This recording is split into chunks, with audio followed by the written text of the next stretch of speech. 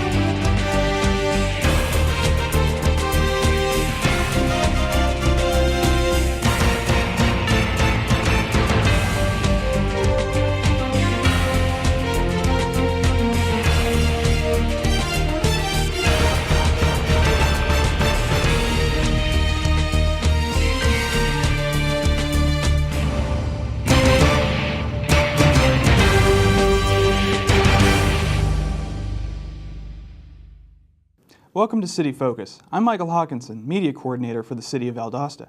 Over the weekend of March 14th and 15th, Drexel Park was filled with visitors from all around Georgia and the surrounding states, visiting Valdosta to attend the annual Azalea Festival. Aaron Strickland, Executive Director of the festival, gives us more information about this year's event. This past weekend, the 14th and 15th of March 2015, we had the 15th annual Azalea Festival. A lot of fun was had by all. It was a great 2 days. We had a little bit of rain Saturday morning, but the crowd still came out Saturday afternoon and Sunday. We had over 160 arts and crafts vendors. We had 5 different stage areas of entertainment. We had extremely good quality arts and crafts vendors this year. We had a food court and even had a carnival type atmosphere over in the kids zone. So there was something with the variety. There was something out here for everybody. And it was just a great weekend overall. A lot of the vendors I spoke to said they had a great time, great weekend. They'll want to come back next year. And none of it would have been possible without the hard work of all the folks on the Azalea Festival board, the community, all of our sponsors, and everyone that came out. We had visitors from Alabama, Florida, Georgia, Tennessee, South Carolina. We had most of our vendors were local, but we did have some out-of-town vendors come in, some from as far away as Virginia. And it's just a great economic driver for our local community, because all these folks, they just don't sleep out here in their vendor tents. Patrons out here don't eat 3 meals a day for those 2 days. All these visitors are staying in our hotels, or staying in they're eating in our restaurants, and I can't think of any other event that draws 20 to 30,000 people to Valdosta and Lowndes County, and we're just thankful to be able to continue that tradition. Like I said, we're very thankful for the community support, from the support of our volunteers and our sponsors. We're always looking for new volunteers. There's no lack of work to do for volunteers during the festival. We're wide open every day out here. There's always something to do, so we always need new volunteers. We welcome new board members. We especially welcome new sponsors. Everything out here everything that happens in this park costs money. Anything from the security to the portalets to a lot of the entertainment, the free entertainment, such as the bounce houses and things like that, the different shows that we have, the Paul Bunyan Lumberjack Show, our bands, our sound system, our disconnected world famous Frisbee Canine Act. Everything costs money. And we're thankful for our sponsors that we do have, but there again, we always welcome more. For more information about the Azalea Festival, including details on how prospective vendors can register for 2016's festival, visit azaleafestival.com. And during the Azalea Festival, the City of Valdosta's booth hosted a presentation on firearm safety.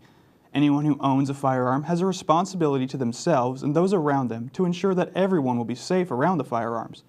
Officer William Shirley of the Valdosta Police Department came by and gave us some tips on gun safety.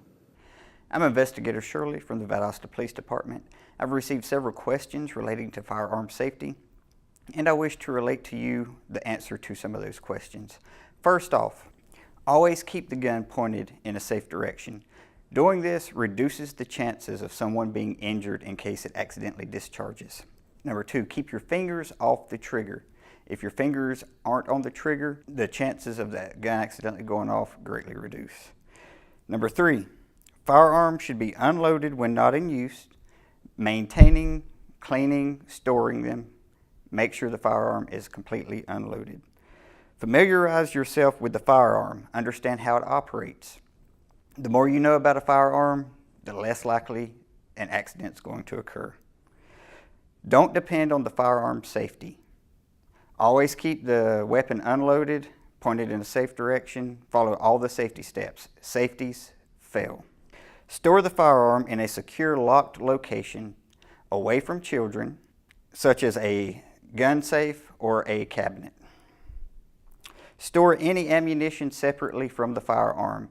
This reduces the risk if a child or some other person finds it from loading the firearm and accidentally discharging a round. If children or family are at the residence, let them know not to play with firearms. They are not toys. Utilize a gun lock to further secure the firearm during storage or transport. This adds extra safety. Just in case somebody does find the firearm, you have to have a lock and key to actually utilize the firearm. This doesn't prevent anyone from using it. If someone is determined, they can cut the lock. However, it is a deterrent and will assist in children. To utilize the safety lock, it goes through the slide, down the magazine chamber, and locks like so. This works with small caliber pistols, large caliber pistols, and for long rifles and shotguns. Remember, anytime there's a firearm involved, safety should be everyone's #1 concern. If you would like one of the gun locks you've just seen in the demonstration, the Valdosta Police Department provides them free for citizens who need one. They can be picked up at the Valdosta Police Headquarters at 500 North Toombs Street. And for more information on firearm safety, call the VPD at 229-242-2606. Last year, Valdosta began work on the new Withlacoochee wastewater treatment plant and the force main project, which consists of a 6-mile force main, new pump stations, a headwork structure, and a 6 million gallon flow equalization basin. Together, these projects make up over $55 million in sanitary sewer collection system improvements for the city. These projects are significantly ahead of schedule, with both projects expected to reach completion by early 2016. For more information on the force main project, including monthly updates, visit the utilities page at valdostacity.com/utilities. And stay tuned. After the break, I'll be joined by Ellen Hill, Director of Valdosta's Main Street, here on City Focus. In the small town of Elmira, New York, a boy was born into an all-American family. The odds of him opening his own clothing store at the age of 18? 1 in 138,000. Excited to be a part of pop culture, he packed for the big city. The odds of finding someone to invest in his vision? 1 in 4.5 million. The odds of him achieving his dream in the fashion industry? 1 in 23 million. The odds of having a child diagnosed with autism? 1 in 88. I am Tommy Hilfiger, and my family is affected by autism. Learn more at autismspeaks.org/signs. Early diagnosis can make a lifetime of difference.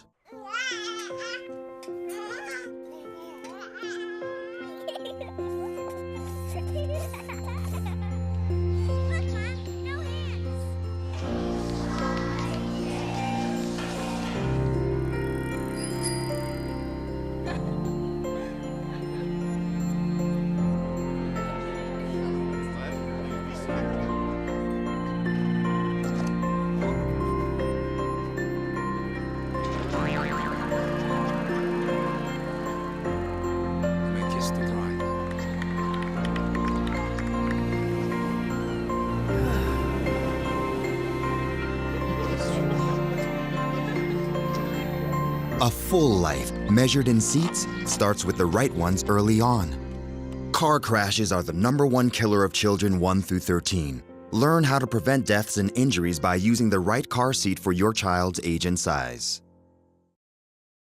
Welcome back to City Focus. On this episode, I'm joined by Ellen Hill, the director of Main Street Valdosta. Thank you for joining me today, Ellen. You're welcome. Now, first off, Main Street hosts a variety of events throughout the year, including the Art Walk. What are some of the events coming up in the coming months that you can give us details about? We are quite busy in downtown over the spring and the summer. We, of course, have our First Fridays, and then we have our next Art Walk coming up on May 1st. Then, starting May 2nd, we have our Summertime Farm Days, which is the first and third Saturday of each month. Runs throughout September, and then we'll start back up for our Christmas time when Farm Days during our holiday open house celebration. We also have a Mother's Day Build Your Bouquet event coming up where you can come and shop downtown, and if you spend money, you can build your mom a really pretty bouquet from one of our downtown florists. And then we have our annual Brown Bag Concert Series, which starts May 11th, and it's a lunchtime concert series for a whole week during that week of May. Those events sound pretty exciting. Now, with these events, is there any way that members of the community can get involved, either as a volunteer or something else? Absolutely. We are always looking for volunteers. We're always looking for sponsors for our events. So if anybody just wants to be a sponsor and would like to give us some money to help out our cause, we are always happy to take that, especially for Brown Bag, for Farm Days. And if you're interested in volunteering, we're also looking for those too. So you can just call our office or check out our website. Our office number is 259-3577, or you can always check out our website at valdostamainstreet.com. That's good. And I know that Main Street is also very closely to the development process of downtown. Now, can you give us any hints about some future developments for downtown at all? Maybe not specifically, but I can say that we do have a lot of exciting projects coming up soon. A lot of new economic development is going on in downtown, so just keep a lookout for maybe a new restaurant or a new shop or maybe some really great office space. So it's going to be busy here in the next few months in downtown. Well, hopefully that'll draw some more people in, Absolutely. We're excited. Well, thank you again for joining me. Thank you. And stick around with City Focus, because we'll be right back after this break here on Metro 17.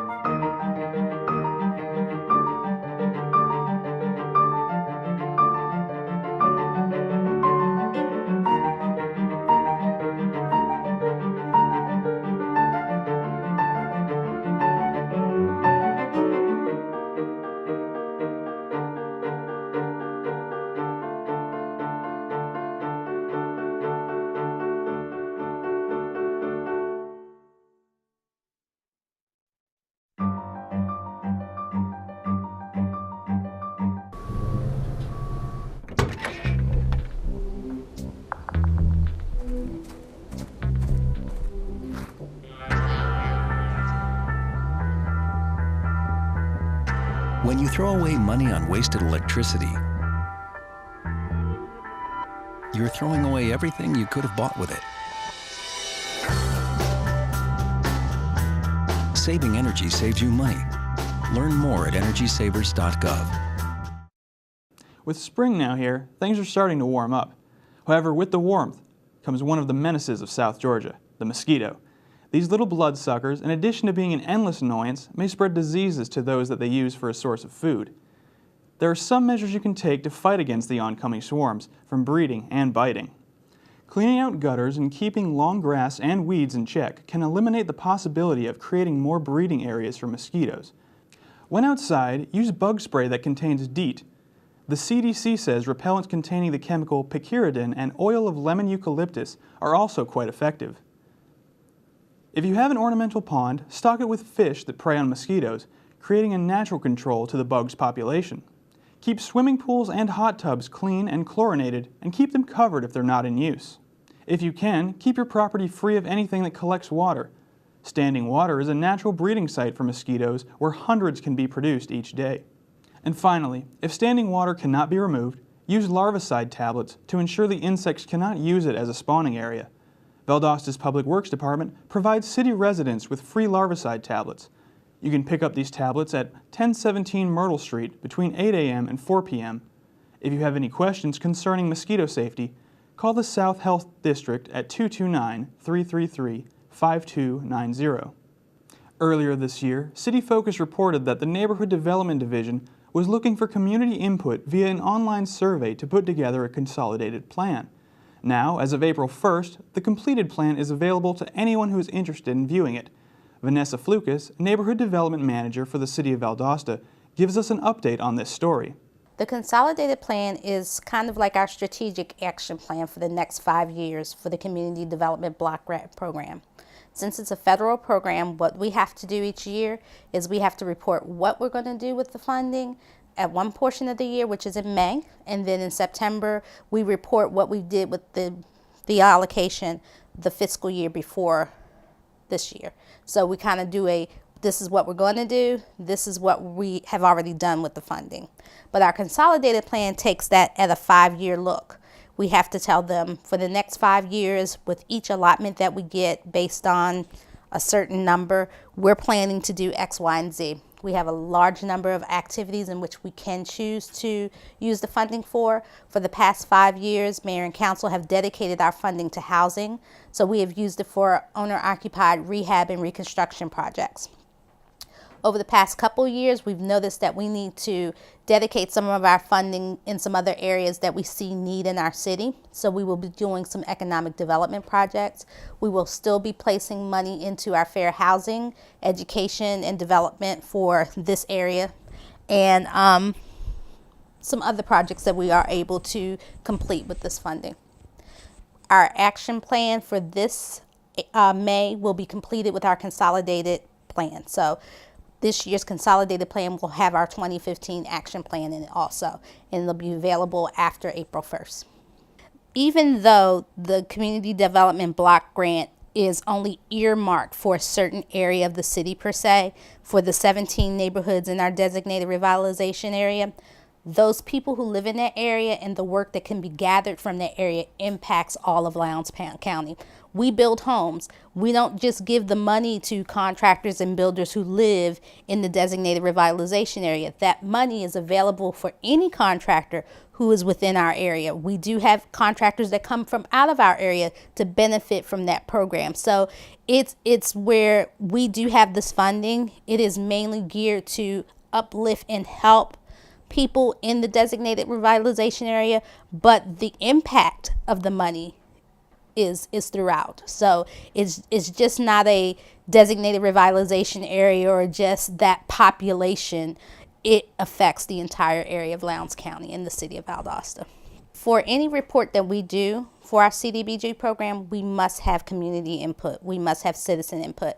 So this year we kind of thought outside the box because we wanted to increase our community input for our report. So this year in January we had 2 focus groups with our consultant who is completing our consolidated plan, which we invited certain stakeholders in the community, our elected officials, people who are in the nonprofit and in the for-profit sector to see exactly where this money would best benefit Valdosta.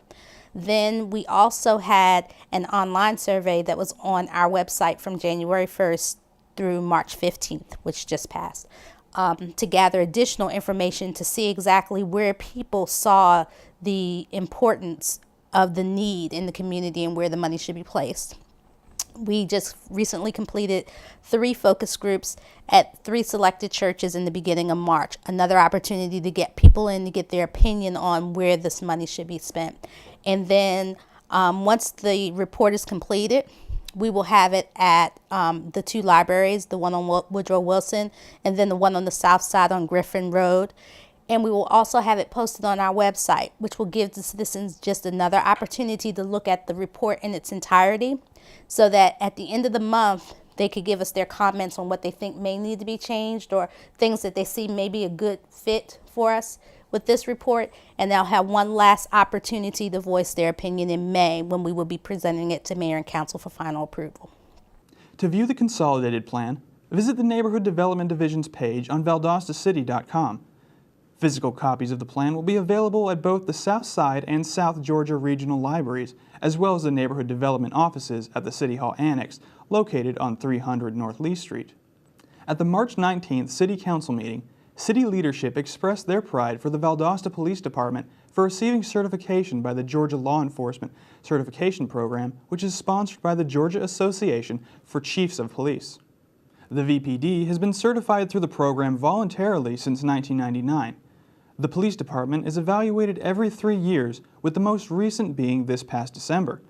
The assessor concluded that there were no issues and that the department was in full compliance with the state certification standards. For more information on the certification of the Valdosta Police Department, contact the VPD by calling 229-242-2606 or visiting their page at valdostacity.com. And at the previous City Council meeting, March's Employee of the Month was announced. Bryan Recinos-Mendez, a small engine mechanic for the City of Valdosta, usually works to repair small equipment and vehicles and fabricate parts to complete the repairs. Recinos-Mendez went beyond his regular duties when he decided to design and build new service racks for trucks used by the Utilities Department and the Stormwater Division. By avoiding the regular procedure of contracting the work to an outside company, Bryan saved the city time and money, taking only 3 days to build and install the racks, saving the city $4,000. Congratulations to Bryan Recinos-Mendez for his dedication to his craft. And stick around, we'll be back right here on Metro 17.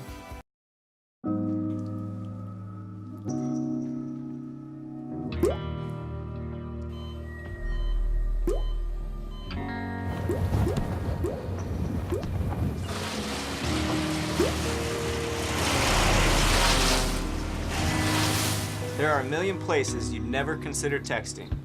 So why would you do it while driving? Leave risky driving to the professionals. Stop the texts, and together we can stop the wrecks. Hey, my name's Katie and I'm in the 9th grade. I'm an A average student and I'm an athlete working towards a scholarship. And everybody tells me how much potential I have. But I just wish someone would tell me where my next meal is coming from. Katie, how'd I do? Do you have to be so serious? Well, I mean, I did like a crazy dance in a movie if you want me to like, you know, do a little, no. Play a role in ending hunger. Visit feedingamerica.org/hunger and find your local food bank. Citizens are reminded that the city's biannual electronic recycling event is coming up soon. This year's event will take place on April 11th from 9 a.m. to 1 p.m. at the Mathis City Auditorium. During that time, the Public Works Department will be collecting a variety of electronics to dispose of them in an environmentally safe manner. When disposed of improperly, items like microwaves, computer monitors, and other electronics can deposit dangerous chemicals into the ground. Therefore, for the sake of public health, it's important to take advantage of events such as the Spring Electronic Recycling event to prevent such contamination. For more details about the electronic recycling event, including a list of items being accepted, visit the Public Works page at valdostacity.com. The application deadline is approaching for those interested in filling a vacancy on one of Valdosta's many boards and commissions. April 29th is the final day that applications will be accepted for the various positions. Current openings can be found on the Boards and Commissions page at valdostacity.com. On this same page, you can find the general application form and the Code of Ethics form required to apply for the position of your choosing. Once those two forms are completed, send them to the Valdosta City Clerk, 216 East Central Avenue, P.O. Box 1125, Valdosta, Georgia 31601. For any information regarding the boards and commissions of Valdosta, visit valdostacity.com or contact the City Clerk at 229-259-3500. National Community Development Week takes place from April 6th to the 11th. Valdosta's Neighborhood Development Division will be taking part by offering a variety of seminars focused on community and housing education. Seminars include presentations on fair housing rights, homebuyer education, and a tour and proclamation of the Community Development Block Grant Project. Many of these seminars will be in partnership with organizations like Habitat for Humanity and the Valdosta State Small Business Development Center. For more information on National Community Development Week, contact the Neighborhood Development Division of the City of Valdosta at 229-671-3617. Towards the end of April, Valdosta will be taking part in the statewide celebration of Georgia Cities Week.